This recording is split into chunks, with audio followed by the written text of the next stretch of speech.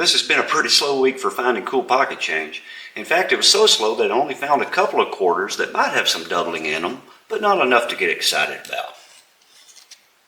And a couple of bills with double-digit bookends, a pair of sequential bills, a trinary, and of course a few star notes.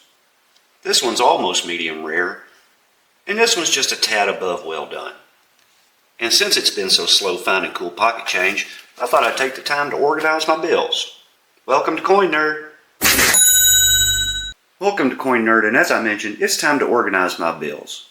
Now I've already made a video on how I organize my coins, and if you haven't seen that, I'll try to add that video in my end screen. But here's a quick overview. I keep all of my coins in envelopes for now, sorted by date. Except for the state quarters, which are organized by state, of course. And eventually, after I sort through these, for what's only worth face value, I'll pull them out and put them in something better to keep them in. Something better to protect them, like these plastic holders for the really cool ones.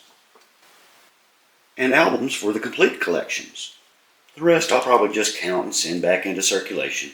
But for my bills, I've been keeping them in standard business envelopes, like this, so I decided to organize them a little bit better.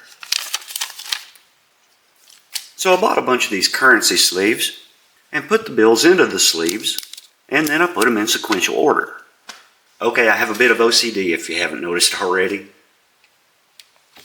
Then I put the bills into these pocket pages that I'll eventually put into a binder, but before I do that, I still have a few envelopes to do. And as I need to add a new note to the collection, I just add it to a new sleeve, and then add it to a new page, and put it where it needs to go. Yeah, that's going to cause gaps in the book, but I have a plan for that. And maybe it'll work, maybe not. I think I'm going to need a really big binder. Thanks for watching Coin Nerd. Hopefully the next vid will be better.